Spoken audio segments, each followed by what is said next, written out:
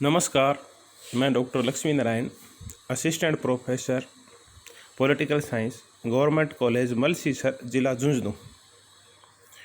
BA final year के सभी students का, छात्र छात्राओं का स्वागत। स्टूडेंट्स, आज हम प्लेटो की जीवनी के बाद प्लेटो के संवाद करेंगे, प्लेटो की बुक्स करेंगे, डायलॉग्स ऑफ प्लेटो। आमतौर पे हम किसी भी विद्वान की लिखी हुई कृतियों को पुस्तक बोलते हैं, बुक बोलते हैं, लेकिन प्लेटो की जो पुस्तकें हैं उनको संवाद कहा जाता है, डायलॉग्स कहा जाता है। इसका मुख्य कारण ये है कि प्लेटो ने जितनी भी पुस्तकें लिखी है वो पुस्तकें संवाद शैली में लिखी है, यानी वो वार्तालाप के रूप में लिखी गई है, आपसी बातचीत के रूप में लिखी गई है, प्रश्नोत्तर के रूप में लिखी गई है। जिसमें एक पात्र प्रश्न पूछता है, फिर दूसरा उसका प्रतिवाद करता है, और ऐसे करके और पुस्तक का जो संदर्भ है वो आगे बढ़ता है। तो चूँकि ये वार्तालाप के संवाद, आपसी वार्तालाप इस रूप में लिखी गई है, इसलिए हम इन्हें डायलॉग्स बोलते हैं, संवाद बोलते हैं। जब हम प्लेटो के किसी संवाद को पढ़ने की शुरुआत करते हैं तो हम क्या देखते हैं कि इसमें 8-10 पात्र होते हैं। जो मुख्य पात्र यानी इसका जो हीरो है सोक्रेट्स, सुकरात, उससे चर्चाएं और परिचर्चाएं करते हैं। जैसे हम एक छोटी सी चर्चा करें कि न्याय के ऊपर चर्चा शुरू हो गई, तो न्याय के ऊपर सेफालस है, खुद प्लेटो है, प्लेटो का भाई प्रोटोगोरस वगैरह है, ये सारे चर्चा करते हैं न्याय के ऊपर, और इनका जो समाधान है या जो कंक्लूजन है, निष्कर्ष है, वो अंततः सुकरात निकालता है। तो प्लेटो के जितने भी संवाद है, पुस्तकें लिखी गई है, उन सब का जो हीरो है, उनका जो नायक है, वो सुकरात है, जो प्लेटो का गुरु है। सिर्फ एक पुस्तक है ऐसी, लोज, जो सुकरात ने अपने जीवन के अंतिम दिनों में लिखी थी। उस द लॉज में हीरो सुकरात नहीं है। बाकी जितने भी डायलॉग्स हैं उन सब में हीरो है वो प्लेटो का गुरु है, सुकरात। प्लेटो ने लगभग 36 पुस्तकें यानी 36 संवाद लिखे थे। इन संवादों में अगर हम राजनीतिक दर्शन और राजनीतिक विचारों की दृष्टि से देखें तो 3 संवाद फेमस हैं।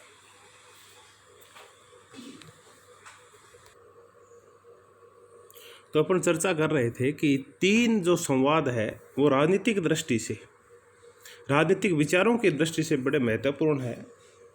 एक है द रिपब्लिक, दूसरा है द स्टेट्समैन, और तीसरा और महत्वपूर्ण संवाद है द लॉज। तो प्लेटो के ये 3 जो संवाद है, पुस्तकें हैं, ये राजनीतिक दृष्टि से बड़ी महत्वपूर्ण है, राजनीतिक दर्शन के रूप से बड़े महत्वपूर्ण है। तो the laws, the statesman and the republic. इसके अलावा भी प्लेटो ने 33 संवाद और लिखे हैं, यानी प्लेटो द्वारा रचित जो कुल पुस्तकें हैं वो 36 के आसपास है। जो और पुस्तकें उनमें अपोलॉजी है, क्रीटो है, मीनो है, प्रोटेगोरस है, गोर्जियाज है। लेकिन आज हमारा, चूँकि हम राजनीति विज्ञान के तहत थिंकर्स को पढ़ रहे हैं, तो हमारा जो मुख्य प्रतिपाद्य विषय है वो पॉलिटिक्स से संबंधित रहेगा। तो हम सिर्फ उन्हीं पुस्तकों की चर्चा करेंगे जिनका संबंध राजनीति विज्ञान से, राजनीतिक दर्शन से, राजनीतिक विचारों से मुख्यतः। तो ऐसी पुस्तकों की हम चर्चा शुरू करेंगे तो हम 3 पुस्तकों की चर्चा करेंगे, 3 डायलॉग्स की चर्चा करेंगे जो प्लेटो द्वारा रचित हैं। प्रथम रिपब्लिक, दूसरी द स्टेट्समैन और तीसरी द लॉज। तो आज हम जो पहली चर्चा शुरू करेंगे वो प्लेटो की जो सबसे महत्वपूर्ण पुस्तक है, इसकी जो सर्वोत्तम कृति है, उसकी चर्चा करते हैं, और वो है द रिपब्लिक। ये जो पुस्तक है रिपब्लिक, इसका जो उपशीर्षक है वो न्याय है। यानी इस पुस्तक का जो मुख्य विषय है इस पुस्तक के अंदर जिसका वर्णन किया गया है वो न्याय के ऊपर किया गया है कि न्याय क्या है और न्याय की प्राप्ति कैसे हो सकती है। एक राज्य में न्याय का अर्थ क्या है, समाज में न्याय का अर्थ क्या है, एक व्यक्ति के जीवन में न्याय का अर्थ क्या है और इस न्याय की प्राप्ति हम कैसे कर सकते हैं, इन्हीं मुद्दों के ऊपर रिपब्लिक में चर्चा की गई है। ये जो प्लेटो की पुस्तक है रिपब्लिक, ये बड़ी नाटकीय शैली में लिखी गई है। इसमें कल्पना की बड़ी भारी उड़ान है। सेबाइन ने कहा है कि यह किसी एक प्रकार का शोध प्रबंध नहीं है और न ही ये राजनीति, नीतिशास्त्र, अर्थशास्त्र या मनोविज्ञान इनमें से किसी एक का अंग है। यद्यपि इसमें यह सभी कुछ है और इससे अधिक भी है, क्योंकि कला, शिक्षा और दर्शन को भी इसमें स्थान दिया गया है। यानी इतनी महत्वपूर्ण पुस्तक है, इसमें जो विषय दिए गए हैं वो इतने व्यापक हैं कि वो हर विषय को छूते हैं। ये नीति शास्त्र को भी छूते हैं, अर्थशास्त्र को भी छूते हैं, इसमें राजनीति दर्शन भी है, इसमें फिलोसफी यानी दर्शन शास्त्र भी है, इसमें साइकोलॉजी यानी मनोविज्ञान भी है और यहाँ तक कि इसमें एजुकेशन से रिलेटेड मैटर भी है। तो कुल मिला के जो रिपब्लिक है वो बहुत ही व्यापक संदर्भ को छूती है। बार्कर ने तो यहाँ तक कहा है कि यह मानव के संपूर्ण दर्शन की दिशा में एक प्रयास है। नेटलशिप कहते हैं कि रिपब्लिक मानव जीवन के दर्शन का नाटकीय रूप है।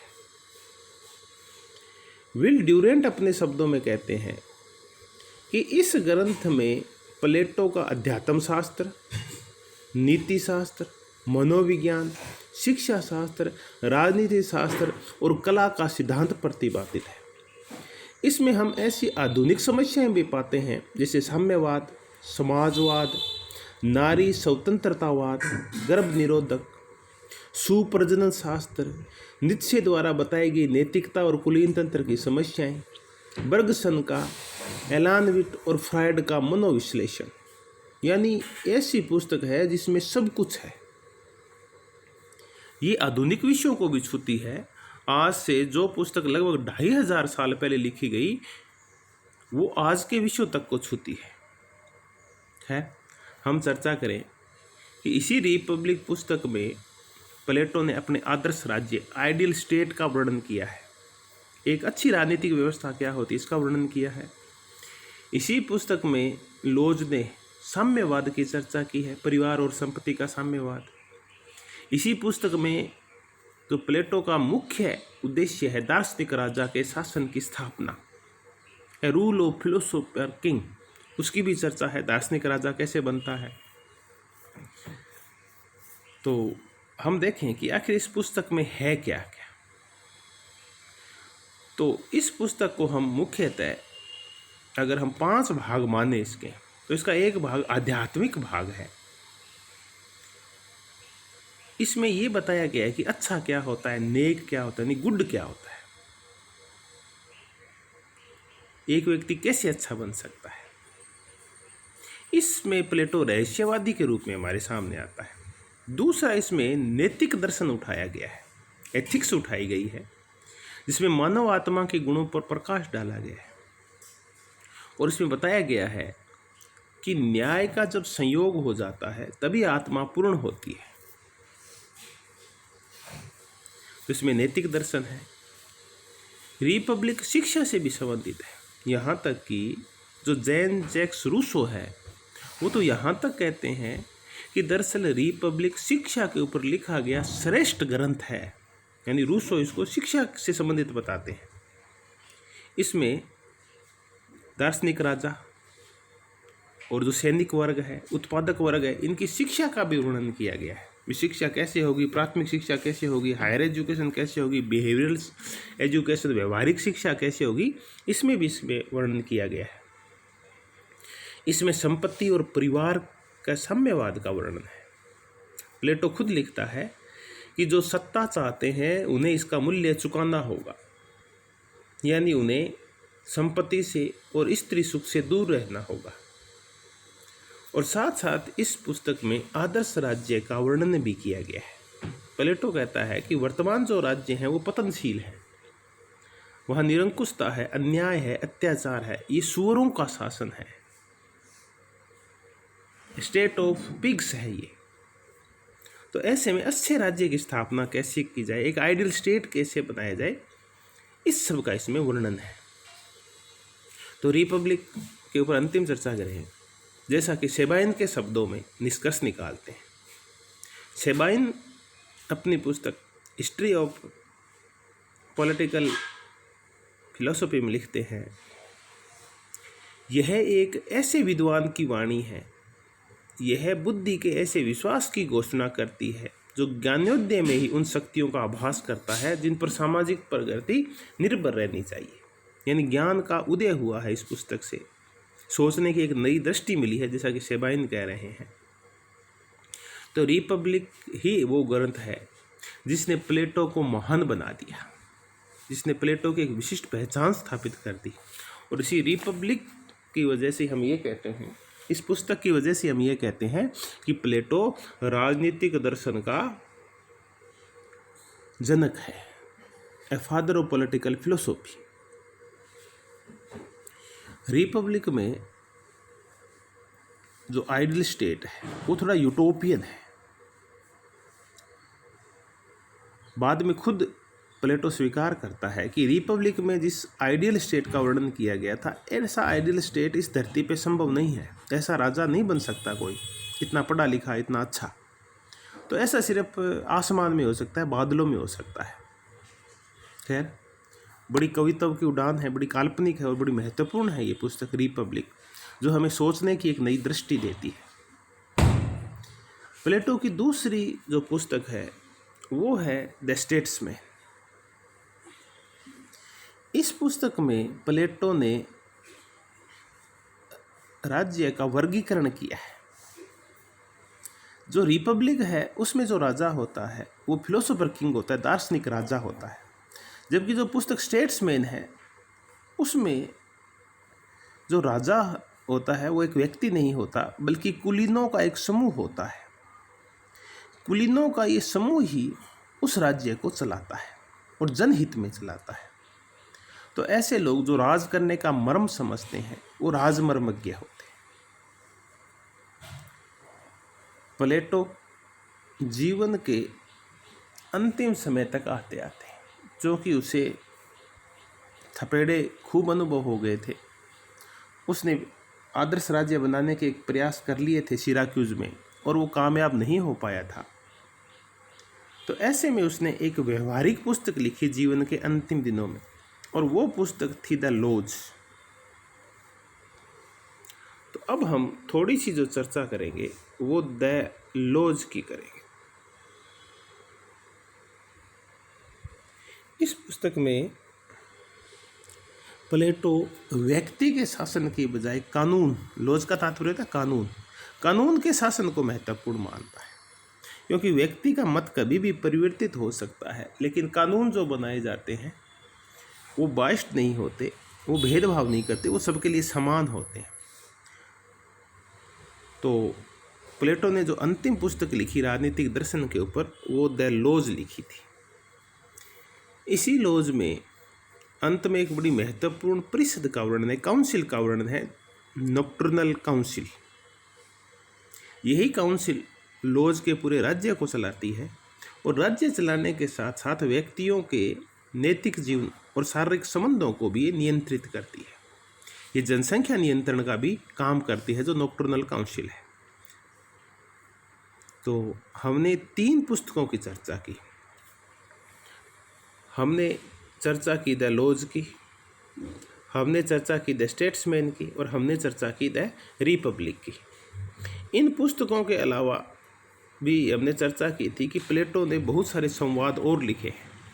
ऐसा ही एक संवाद है सिंपोजियम। ये पुस्तक बड़ी मज़ेदार है, बड़ी नाटकीय है। इस पुस्तक में प्लेटो ने दाम्पत्य प्रेम, शारीरिक सुखों, प्रकृति प्रेम, प्रकृति के सौंदर्य का बड़ा अच्छा वर्णन किया है। और कविताओं के रूप में, एक कवि के रूप में प्लेटो हमारे सामने आते हैं द सिंपोजियम में। सिंपोजियम के अलावा प्लेटो ने और बहुत सारे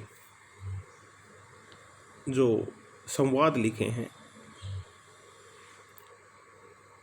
उन संवादों में एक संवाद है अपोलोजी।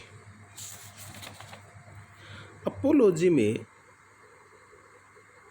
जो प्लेटो है वो सुकरात का वर्णन करता है,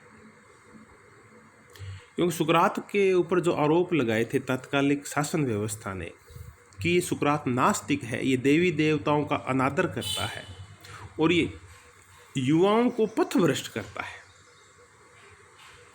इस सुकरात के ऊपर जो मुकदमा चला था, उस मशहूर मुकदमे का इसमें वर्णन है कि कैसे उसके ऊपर आरोप लगाए जाते हैं युवाओं को बिगाड़ने के, और कैसे सुकरात उन चीज़ों को काटता है और अपने तर्क रखता है। तो अपोलोजी बड़ी महत्वपूर्ण पुस्तक है सुकरात से संबंधित न्यायालय के मुकदमे के ऊपर जो लिखी गई है। गांधी जी ने भी गुजराती भाषा में इस अपोलोजी का वर्णन किया है सत्यवान के नाम से। सत्यवान।